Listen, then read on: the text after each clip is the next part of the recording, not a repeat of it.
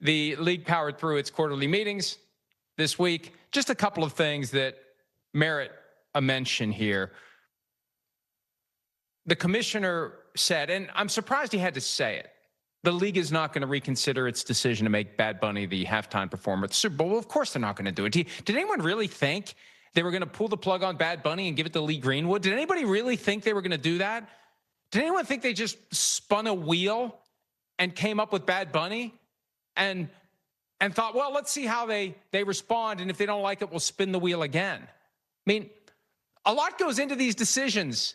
The last thing they're going to do is change their mind.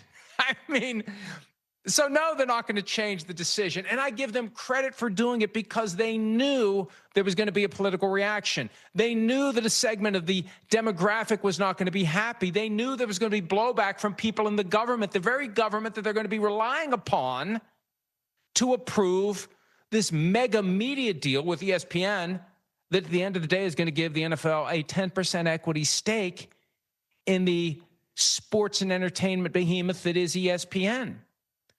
They did something against their interests. The thing that would have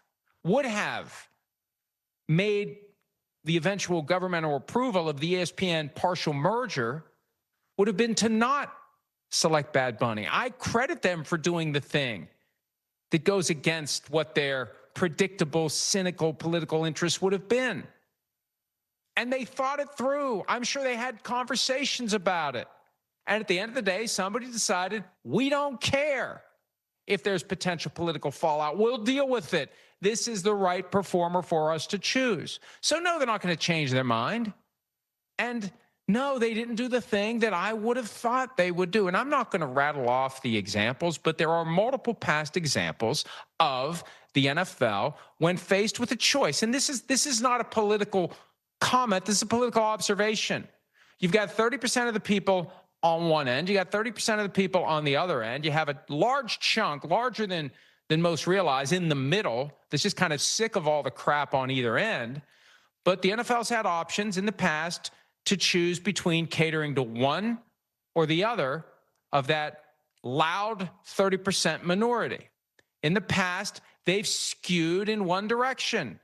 They didn't skew in that direction this time. They skewed away from that direction. I'm surprised they did it because they know what's at stake.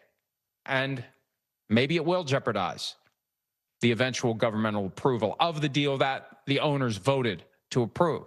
So from their perspective, it's done. From the federal government's perspective, it isn't done.